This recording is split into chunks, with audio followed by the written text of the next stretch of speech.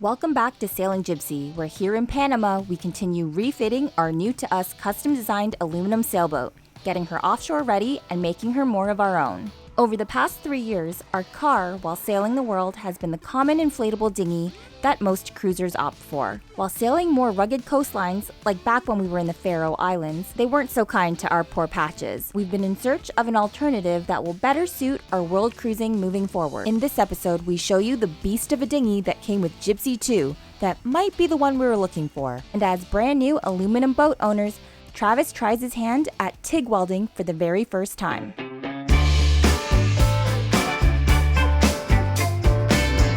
Like, our dinghy we were talking about. Yeah, we're not beaching this thing figures, and eh? like pulling it up. No, we just ram as fast as we could into anything we need to get it up on the beach. Jeez.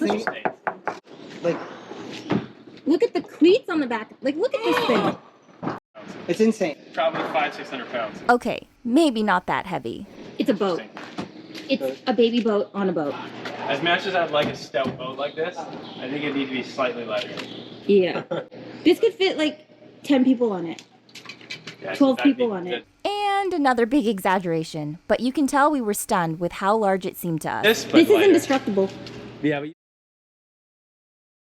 Despite its size and heavy weight, we decided to get it in the water and see how it feels. like this is the dinghy we wanted. It doesn't have any inflatableness to it that'll pop. It's got a solid floor. It is a tank of a dinghy. Like, look at this. All we got to do is put a new sole on it because the other one probably rotted away. So that's an easy job to do. Don't know what kind of motor will push it. So we're going to definitely check to see if our 9.8 will do it. And if it doesn't, we'll just figure it out then. But this is awesome. There's a bit of water in there, but that's a cavity that's open, and then the rest is all foam filled. Interesting. I'm definitely gonna be scared rolling up to anybody else's boat. Usually when we talk, we kind of hold off of someone else's boat and we just have a chat. I'm gonna be a bit terrified now that that is sitting on the front. But if we gotta ram into anything, that's the best thing to have. That's an 1/8-inch piece of aluminum. Travis got so excited he didn't even finish his lunch before running outside. The marina manager just brought over this 15 horsepower 2-stroke Yamaha Enduro, which is kind of the one that we were potentially looking at getting to be able to power this bad boy. When we were in the Caribbean, we saw all these 2-strokes that were available for sale, but ours was new, so we didn't want to, buy a new one. But it was just so much lighter for the weight. Like, our 9.8 is like 80, 84 pounds or something like that. And Travis would manually lift it up off of the dinghy, step onto the back of Jibsea on the transom, and mount it on the stern rail, which was kind of difficult to do if the sea state was not kind. So ideally, we do want something a little bit lighter, and we might actually need something a little bit more powerful. Looks like it's pretty seized. I just don't want you to break it. I got this one barely, but this one's like barely budging. One of them's barely budging. Yeah, I need penetration oil. If Travis can get this seized outboard off of the skiff here, then we can go for a little rip and see how the 15 2-stroke fares and kind of make our decision from there. And if we can save money, ideally, we would want to just keep our 4-stroke if it can put this thing along. Right now, we're not sure how we're going to have it situated on the boat. I think we're just going to put it on the foredeck on those chocks that came on the boat until we figure out something off of the back. We might do like a flip, how we did it on Jibsea before. We're not really sure yet. But we know that for a good period of time, we're probably going to have to just lift the outboard. So ideally, something lighter would be nice.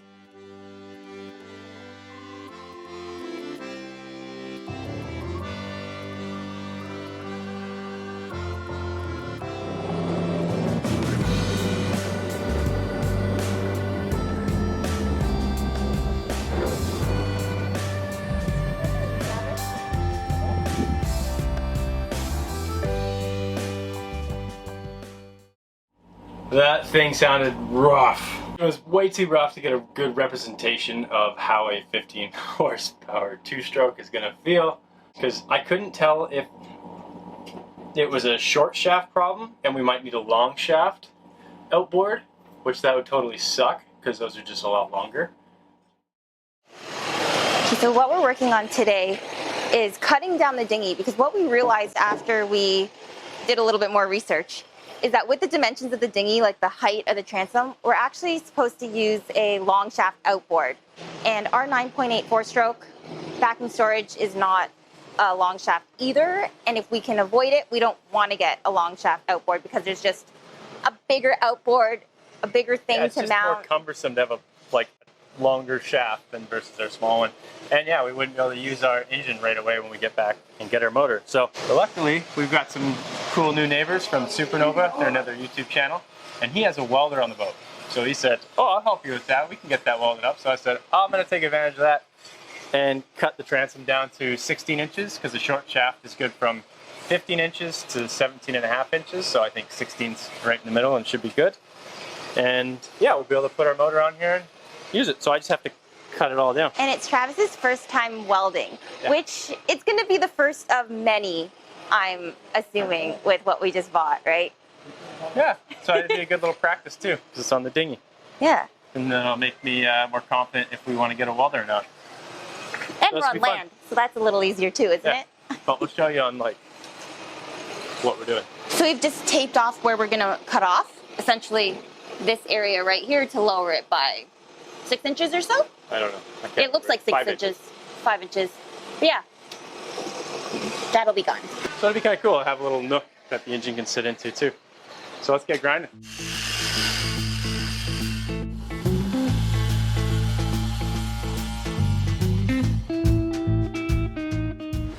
I came to see your progress. It's been like an hour. And I brought you lunch. Oh, thanks. Canadian Dry's been my weakness for the last few weeks. I've been drinking so much pop.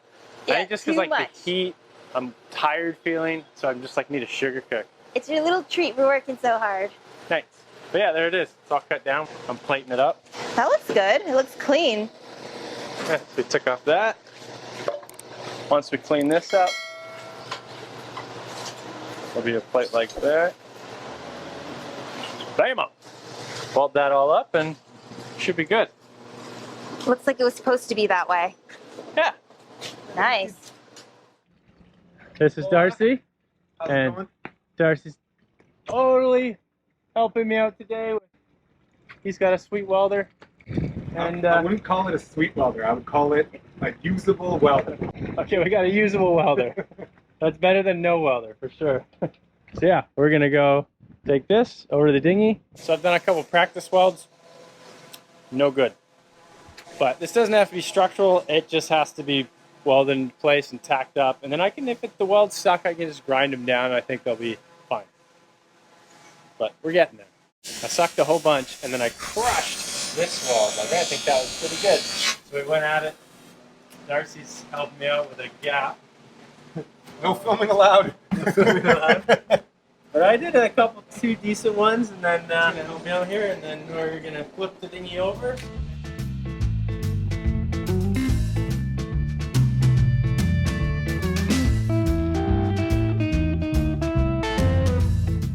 She doesn't look too bad. It's absolutely amazing. This guy's a welding prodigy. Oh, he's being generous. Man, this is good.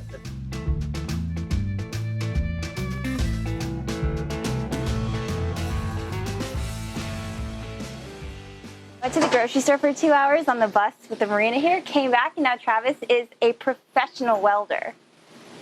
I wouldn't say that. Professionally beat, though. I'm wiped. How are you feeling? I'm feeling great. Yes. Travis is great. Well, I'm wiped. I'm like, I don't know, you're still energetic. He's the pro, and you're like learning, so you're probably feeling a little bit more, you know. Welding, right? Yeah. Let's see your work. There's a little. We had some good ones, we had some bad ones, and we had some really bad ones. I'm gonna grind them out. These are just, they're not structural. They're just top caps to make it look pretty.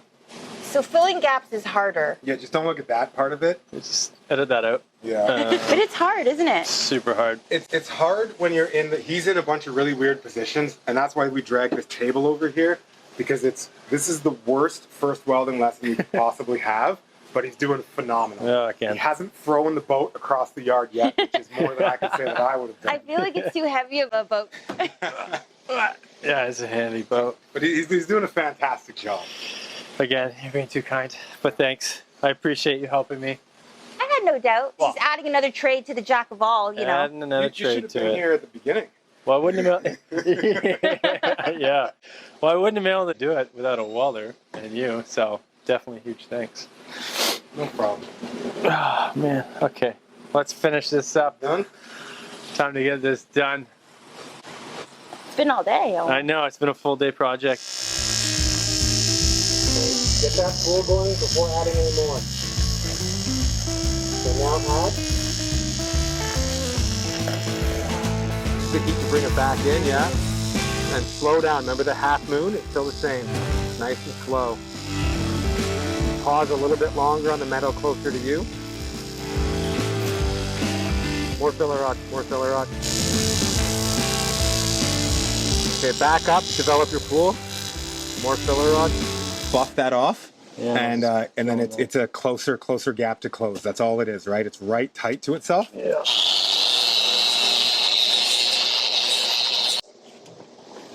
We're getting somewhere. So start back here, just a little bit back behind that first little hole there, right? Get your puddle going before you add any filler. Back up, there's a hole there, fill it, use filler rod, filler rod. There you go. Good job. Good job, thank you. Your puddle was amazing, right? So when your puddle's good, that means you can add a little bit of filler rod to close that hole. And as soon as you did that, you stepped back, added that filler rod, it completely closed that hole. Yeah. Right? Tell them we're gonna go try out this dinghy now. Travis gonna go put the. Travis is gonna go try out the dinghy now, guys. Travis is gonna put the marina outboard that we tried originally onto the transom. Unfortunately, we couldn't find, like, nobody had a 15 horsepower two-stroke engine that we could borrow. Like, we did a call over the little group chat here, and yeah, so that's the one we got. That's the one we're gonna try. Yeah, this seems a little janky, and anyways, whatever. It's early in the morning. I don't know what we're saying. Well, she fits, because I was worried about how wide that weld was, but looks like it fits. Bit of sad face. I can't believe I never thought of the turn radius. So much work was put into this, and I can't turn the dinghy. I can turn that way, but I can't turn that way. I can't believe I didn't think of that. I want to cry just a little bit. Like, all I had to go is 2 or 3 more inches off.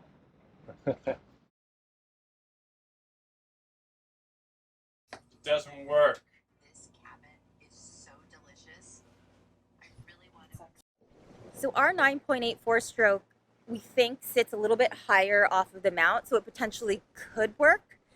And I don't think Travis will have the opportunity to try to re-weld and widen the spacing, just because, you know, it wasn't our machine and we already took up so much of Darcy's time. Yeah, what he's gonna do is just try to put out with this engine because he wants to see if it'll work nonetheless, I guess.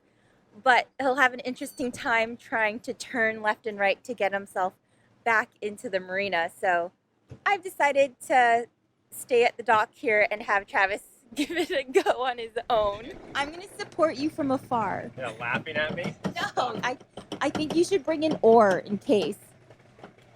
Yeah. I should, for sure. But... Oh yeah, see how it's hitting even with the vibration? Untie you? Yeah, and it's windy today too, so it's not like I have It's windy. endless control. I'll be blown off. I have faith in you. Ready, go. Oh my goodness. Got out of the slip.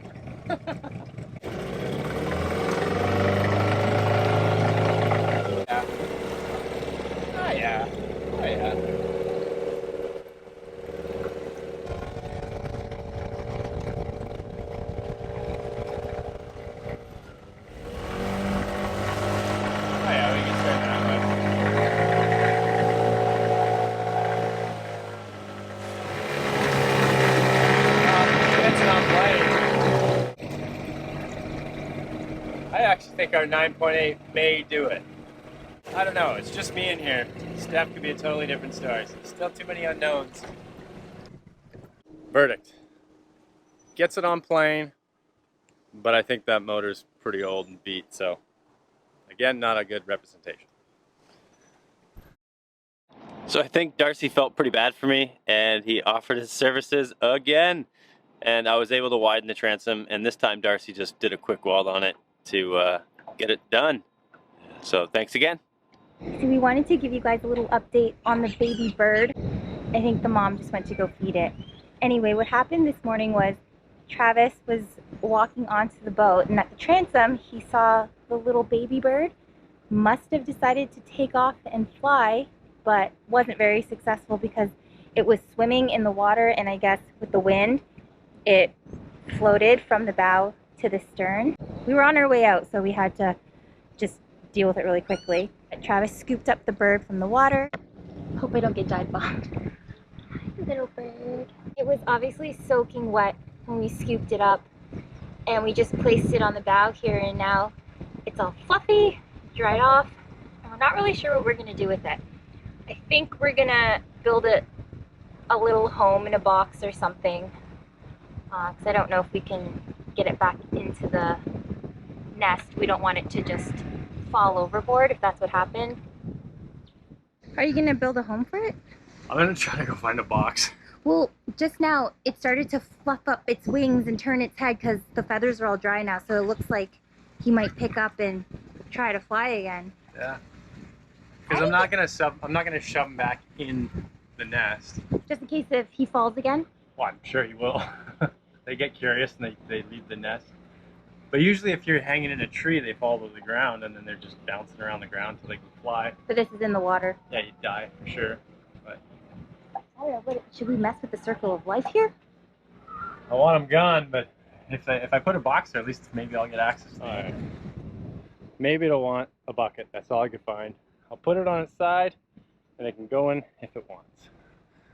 Just hope I don't get dive bombed.